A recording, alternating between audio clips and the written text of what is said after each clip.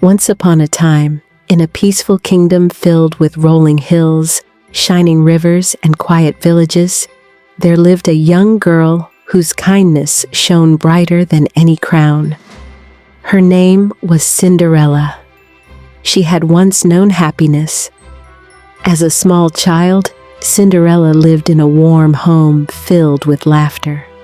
Her mother had been gentle and loving, always humming soft songs while brushing her daughter's hair.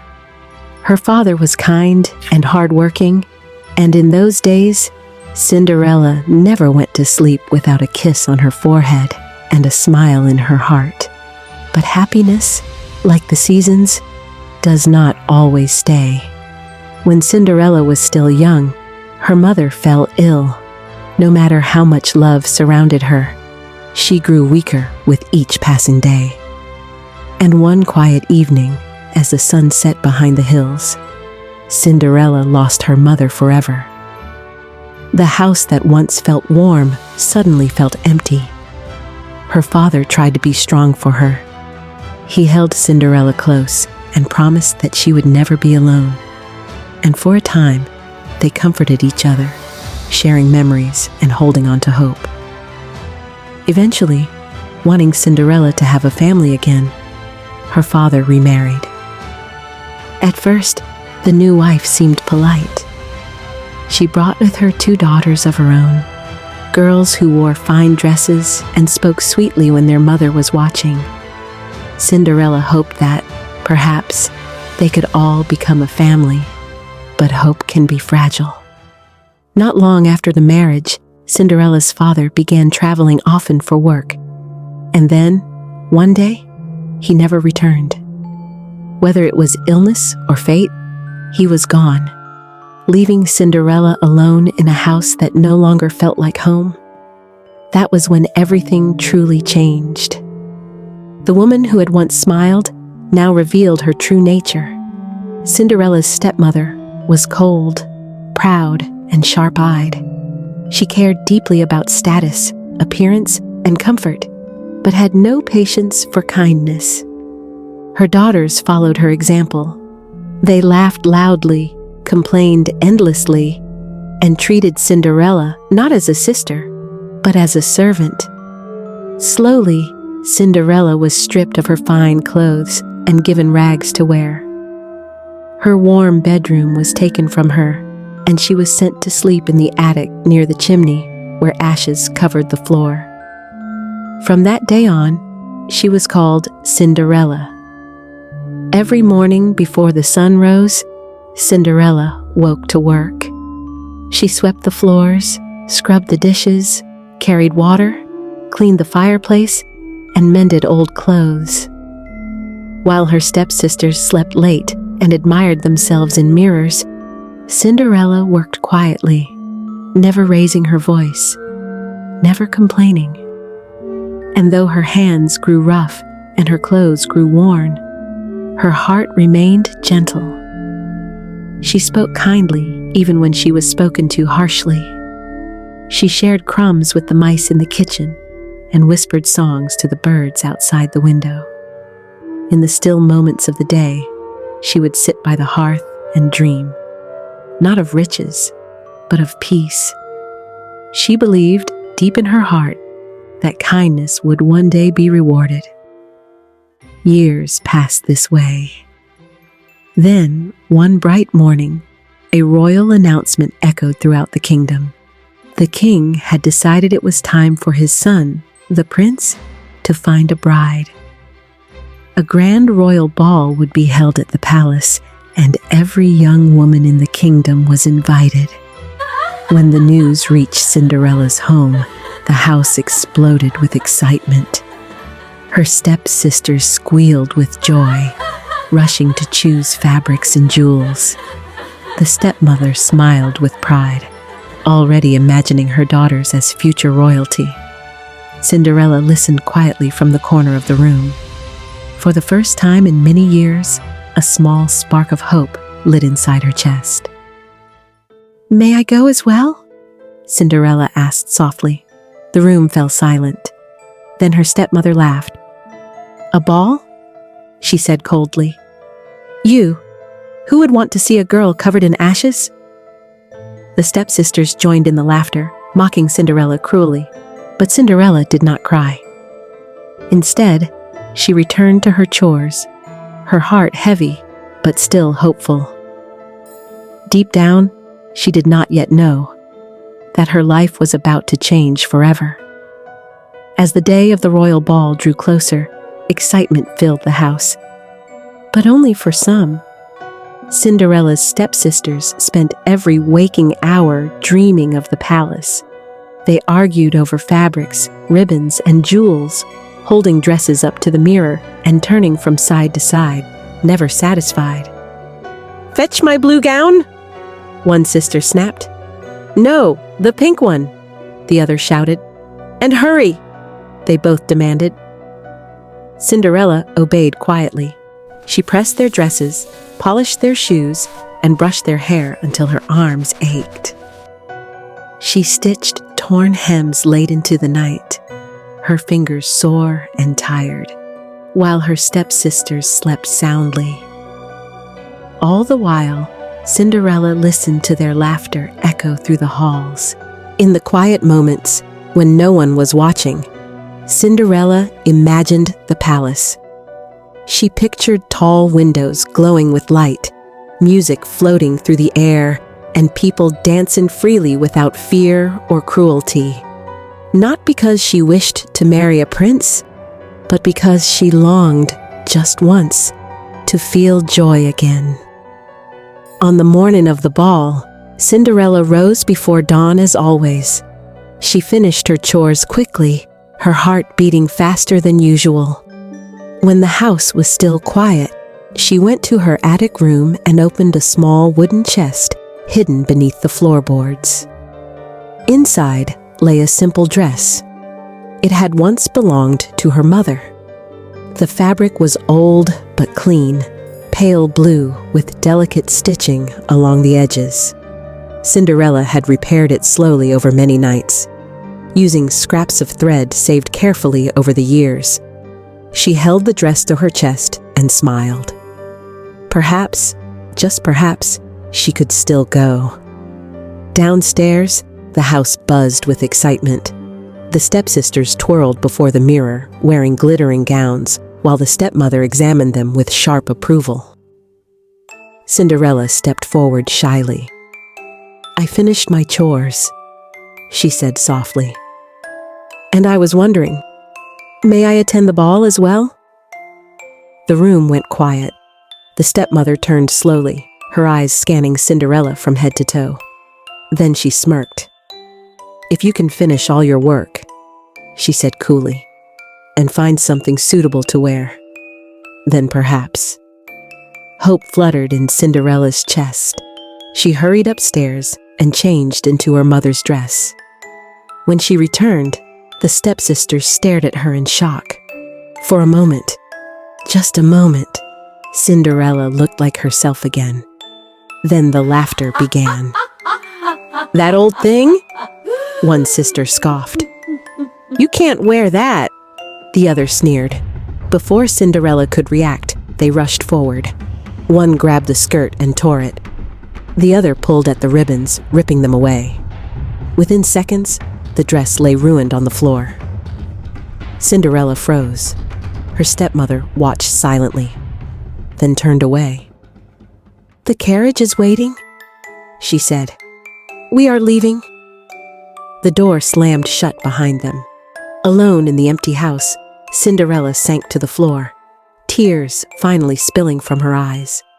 She clutched the torn fabric and wept, not loudly, but quietly, as she always did. "I will never belong anywhere," she whispered. That was when the room began to glow. A soft light filled the air, warm and gentle, like moonlight mixed with sunshine. Cinderella looked up in surprise as a figure appeared before her. An old woman stood there, small, kind-faced, with silver hair and twinkling eyes. "Why are you crying, my child?" she asked gently. Cinderella wiped her tears and told her everything: the ball, the cruelty, the ruined dress, and the dream she feared would never come true. The old woman smiled. With a wave of her hand, magic filled the room. A pumpkin from the garden transformed into a shining carriage. Mice became horses. Lizards turned into footmen, and Cinderella's torn dress shimmered, changing into a gown of silver blue that sparkled like stars. Glass slippers appeared on her feet, light as air. Cinderella gasped.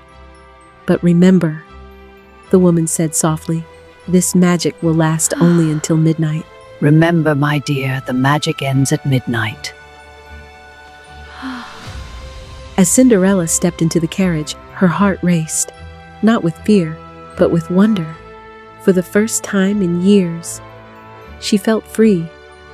The palace shone like a dream that night. Tall towers glowed with golden light, and music floated through the open windows, spilling into the gardens below. Carriages arrived one after another, carrying young women dressed in silk and jewels, all hoping to catch the prince's attention.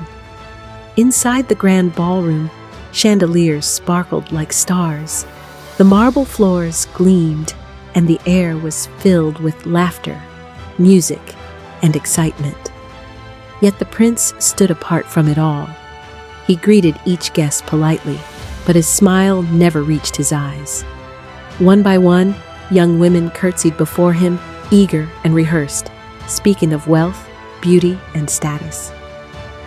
The prince listened and felt nothing. Then the doors opened. A hush fell over the room. Cinderella stepped inside. She moved slowly, almost afraid that the magic might vanish if she walked too quickly. Her silver blue gown shimmered with every step, catching the light like moonbeams on water. Her glass slippers barely made a sound against the marble floor. The prince turned. And in that moment, the world seemed to stop. It was not just her beauty that caught his breath. It was the calm in her eyes, the quiet grace in her movements, the gentleness that seemed to follow her like a glow. As Cinderella looked around the ballroom, her eyes met his. Neither spoke. The music softened, as if the musicians themselves felt the magic in the air. The prince stepped forward. "May I have this dance?" he asked, offering his hand.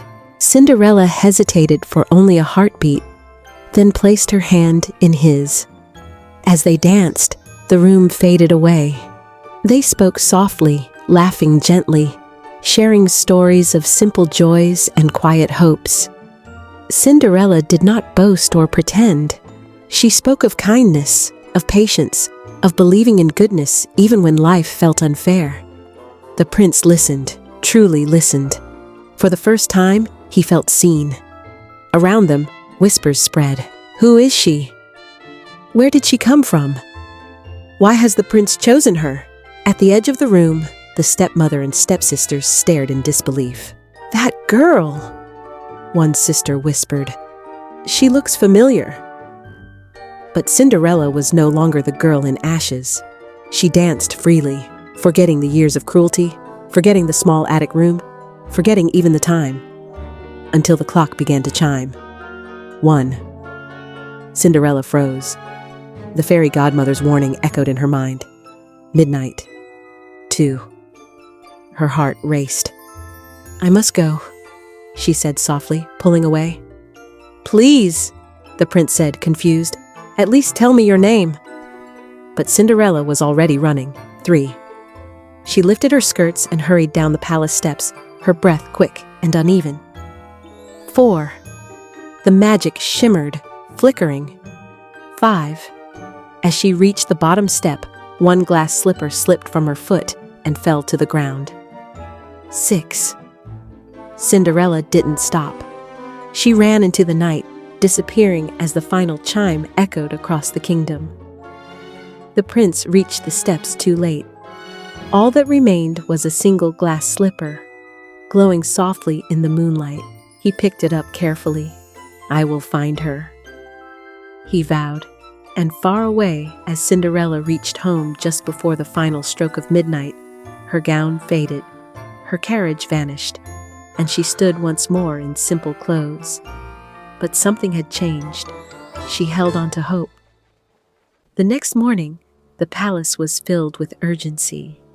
The prince had not slept. He stood by the tall windows of his chamber, the glass slipper resting carefully in his hands. It shimmered softly in the early morning light, as delicate as the moment it had fallen. He knew only one thing for certain. He would not rest until he found the girl who had danced with him, not because of her beauty, but because of the peace she had brought to his heart. And so, the king ordered that the slipper be taken throughout the kingdom. From village to village, house to house, royal messengers traveled, carrying the glass slipper in a velvet-lined box. "The prince seeks the young woman whose foot fits this slipper," they announced. "She will be welcomed to the palace." Excitement spread like wildfire. In every home, young women rushed to prepare. Mothers brushed hair, sisters argued, and mirrors reflected nervous smiles. When the news reached Cinderella's house, her stepmother's eyes lit up with ambition. "This is our chance," she said sharply. The stepsisters squealed with excitement, already imagining themselves in the palace. Cinderella listened quietly from the hearth, her heart pounding softly. She said nothing. Days later, the royal messengers arrived at their door. The stepmother ushered them inside with exaggerated grace. "My daughters will try first," she declared. One by one, the stepsisters sat down and attempted to slide their feet into the slipper. But no matter how they twisted or pushed, the slipper would not fit. "Push harder, They you lazy groaned girl. in frustration. It won't go on. "Try harder!" Move! the Quiet, stepmother hissed. both of you. "It must fit!" But glass does not bend for pride. As the messengers prepared to leave, Cinderella stepped forward timidly. "May I try?" she asked softly. The room fell silent. Her stepmother turned, startled. "You?" she snapped. "Don't be ridiculous." But one of the messengers paused. "Every maiden must be given a chance," he said firmly. Reluctantly, the stepmother stepped aside. Cinderella knelt and gently placed her foot into the slipper. It fit perfectly. A soft gasp filled the room. The stepsisters stared in disbelief. But Cinderella did not smile yet. Instead, she reached into her pocket and quietly removed the other glass slipper.